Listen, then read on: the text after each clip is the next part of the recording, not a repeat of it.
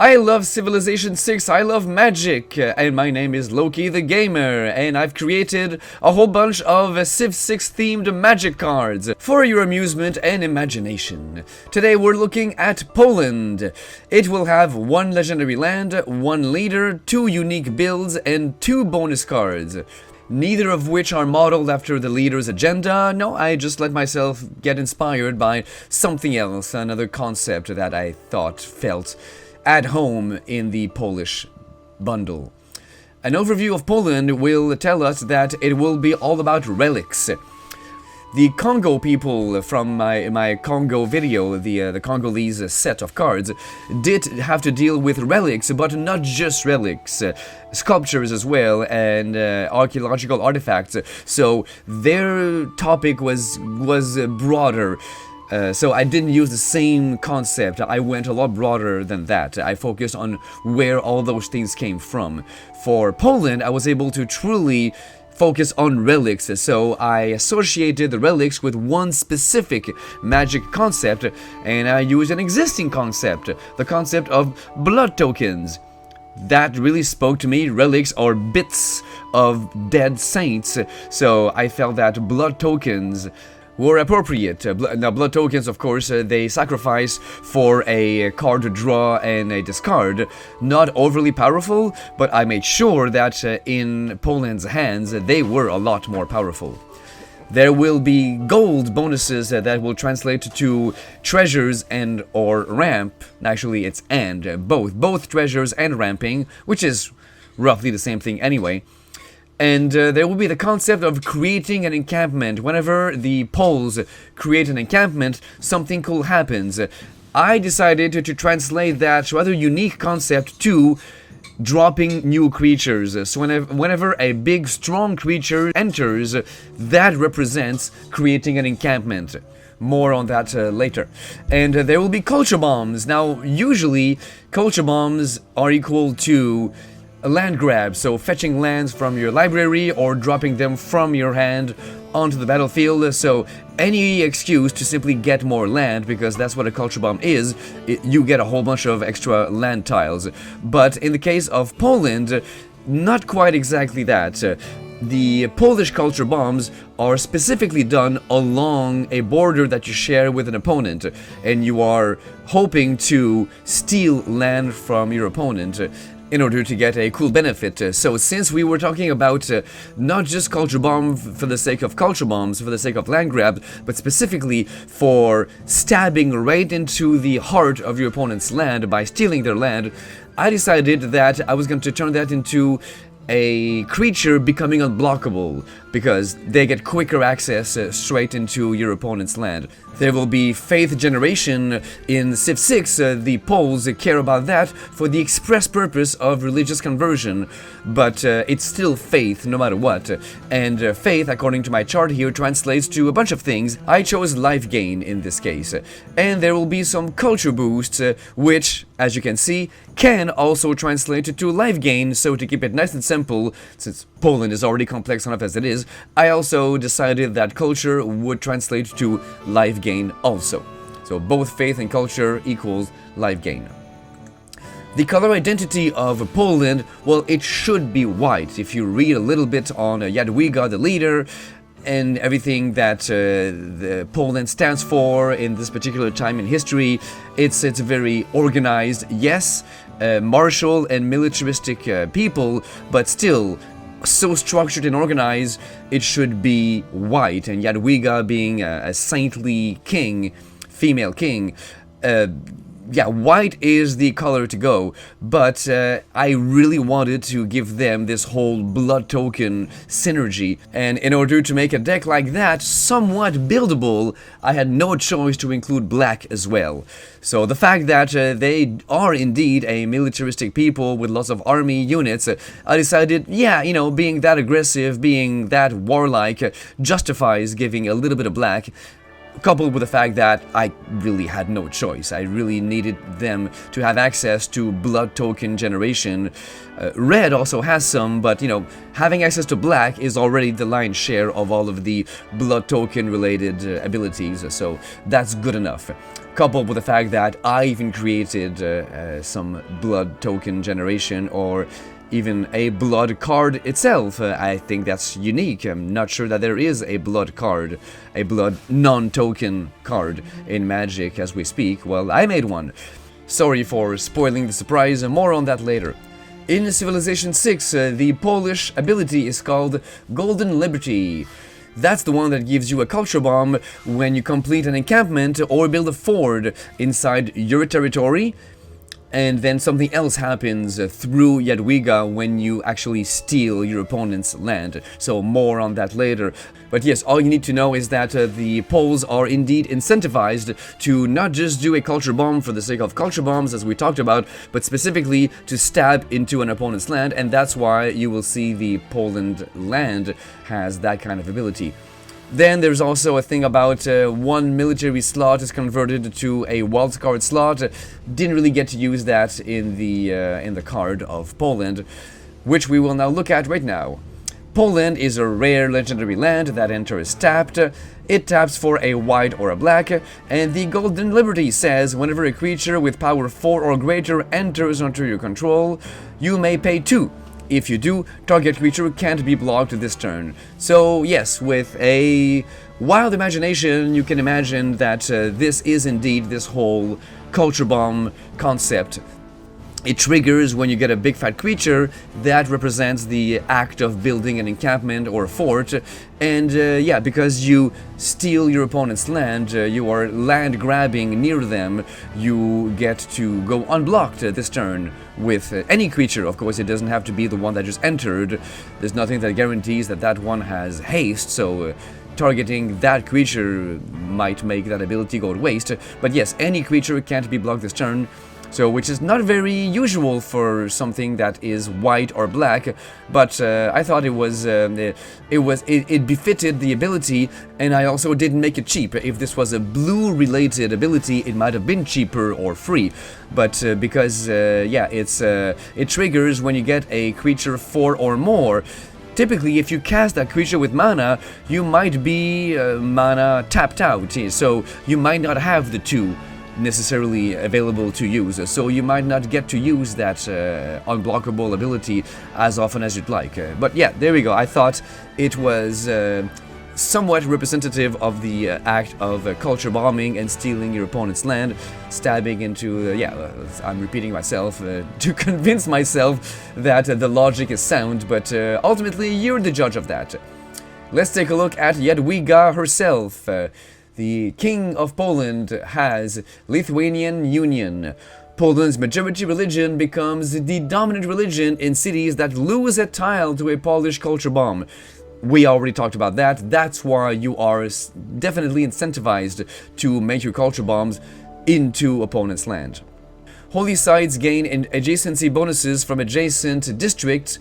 All relics provide bonus faith, +2 culture, and +4 gold, so that is obviously the one thing I decided to focus upon, the relic thing. So there's Jadwiga, King of Poland. So yes, she focuses mainly on white, and I had to give her a little bit of black because I had no choice, but she is white, 1 black, and 1 generic, an uncommon human noble, stats 4-3, and her Lithuanian Union says, whenever a creature you control deals combat damage to a player, you gain that much life. So the logic here is, let's assume that you have your Poland land in play and you use it to attack an opponent, and that creature is unblockable, so you are guaranteed to damage your opponent, and that represents you having done a land grab, having done a culture bomb. You've stolen part of their land, and therefore Jadwiga's ability says that now you've converted their closest city to your religion. So therefore, whenever you do damage your opponent, it's assumed that you've done so through a land grab. I know very well that most of the time that might not be the case, but let's assume that it happened because of a land grab, because of a culture bomb. Therefore, you should, according to your ability, get a conversion, get a faith bonus. So you get to gain life. As we said, faith equals life gain in the case of Poland. So there you go. Whenever you attack unblocked or do trample damage, however you deal combat damage to your opponent, It represents a religious conversion through Jadwiga's power, and therefore you get a faith bonus in the form of life gain. And now let's talk about the really juicy stuff, the relics. So all those juicy relics. Oh boy, I'm a little queasy suddenly. Blood artifacts you control are legendary and have tap to add a white or a black, and you gain 1 life. So your blood artifacts, instead of using them for a not very efficient draw and discard, now you get to use them, you get to keep them around for some ramping and some life gain. So it represents everything that you get out of relics with Poland. With Jadwiga specifically, you get your faith and culture, that's your life gain, and you get your gold, that's the ramping, that's the mana. And they are also all legendary. Of course, if I just left it like that, all of your blood artifacts would automatically disappear. You would get to only keep 1 because of the legend rule. They all have the same name. So I added that final line, the legend rule doesn't apply to blood tokens you control. So there we go, you get to use all of your relics for awesome things. You get to use blood tokens in ways never intended before, and it really seems to fit Poland just fine.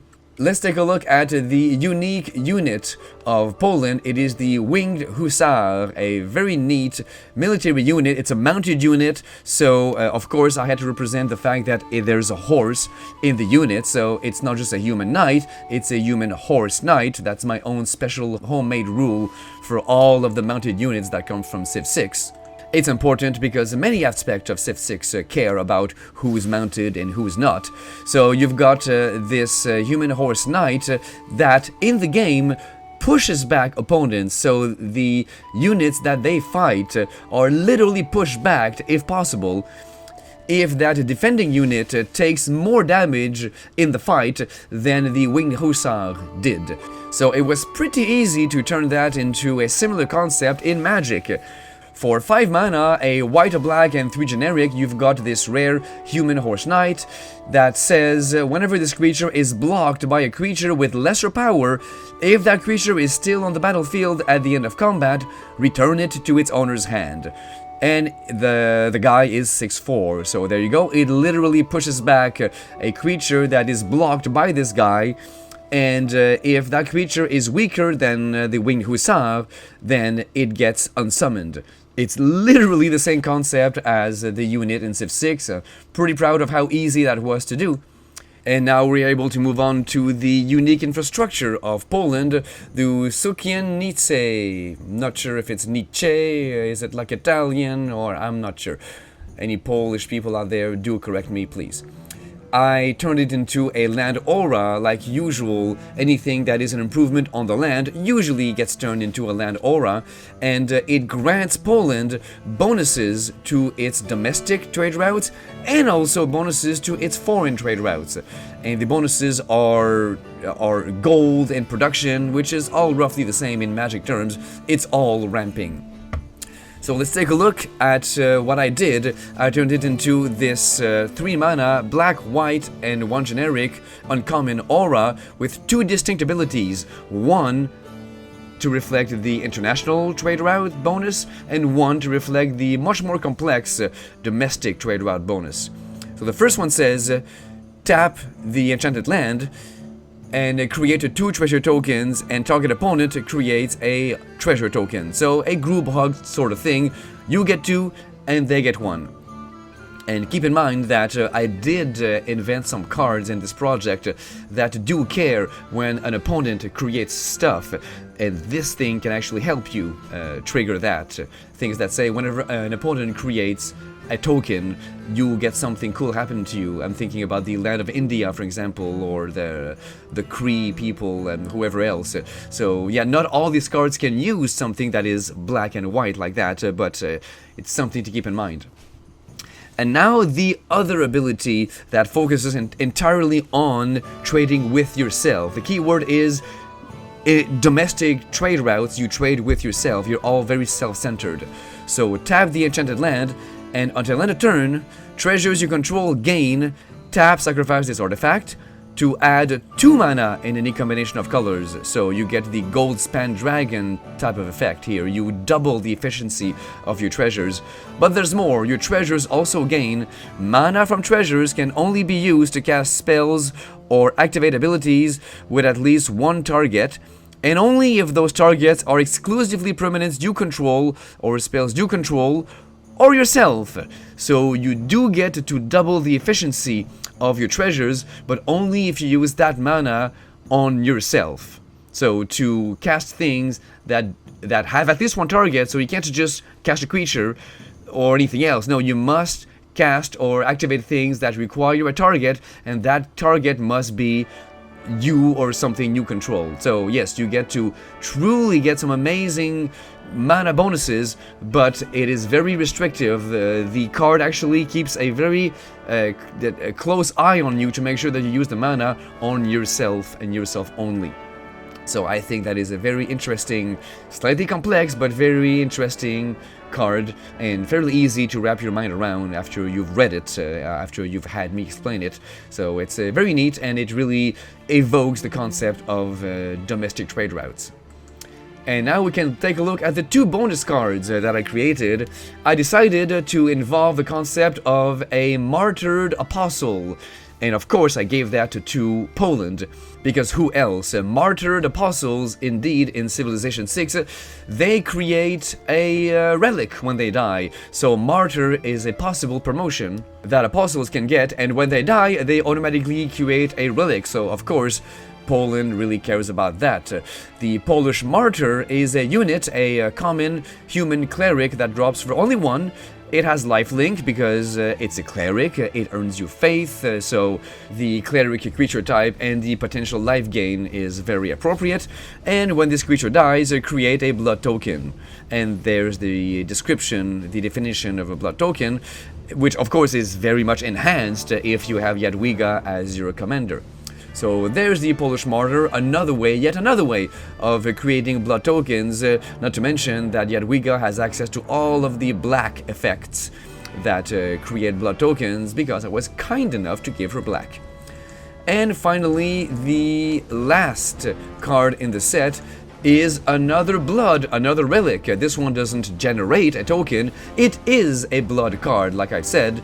I spoiled it a little bit earlier, but yes, I do believe it's the only card in existence.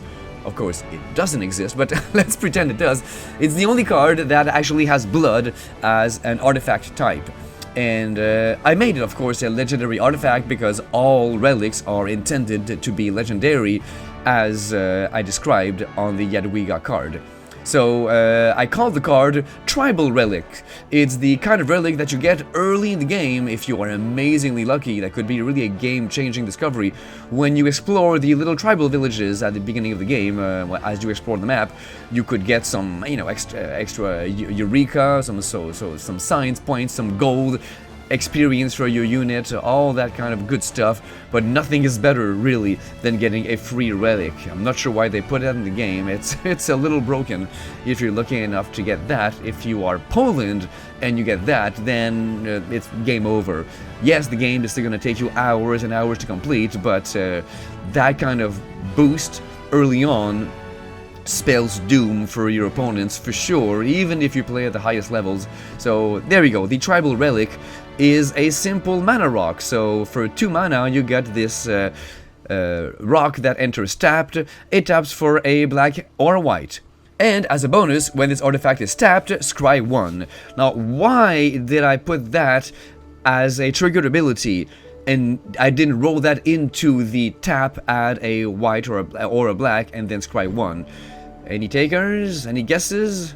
3 tries. Time is running out. That is because I wanted the scry 1 to trigger regardless of why or how the artifact is tapped. Because don't forget, Jadwiga grants all of your blood artifacts an extra ability, a better ability. So I wanted you to be able to scry 1 if you're using its built-in mana rock ability, but also if you're using its Jadwiga ability of a tap for a white or a black and gain 1 life. So there you go. So that thing could potentially turn into a tap for a white or a black, gain 1 life, and scry 1 because of the trigger. So there you go, that settles it for Poland and its obsession with relics, blood, artifacts, and even though I had to do a lot of gymnastics to sort of explain the concept of culture bombs equal religion conversion, equal life gain, and all of that, I still think it works. And there's one final thing that we should say about Jadwiga and the Polish people is that they have a really easy access to a huge fleet of legendary artifacts. Now, I've created lots of leaders out there that care a lot about wonders, and wonders, according to my chart, translate to legendary artifacts. Now, don't forget that a single relic is considered a legendary artifact, and if you, as Jadwiga, play your cards right and you have a huge stack of relics out there, then you have a huge stack of legendary artifacts.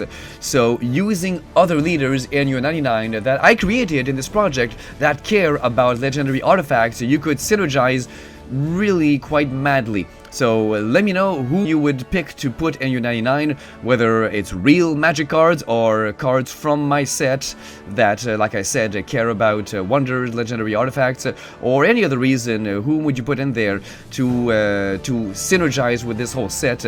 I really didn't look in great details at the cards that create blood tokens or rely upon them or use them in any other way. I know that they're out there. I ran the search, so I know there's lots of black cards that do that enough to turn into a successful Polish deck, but I didn't really look at them in great details, so let me know how they would work. Is it really as good as I think it would? And I will see you later for another little bundle of Civ 6 themed magic cards. Loki the Gamer out.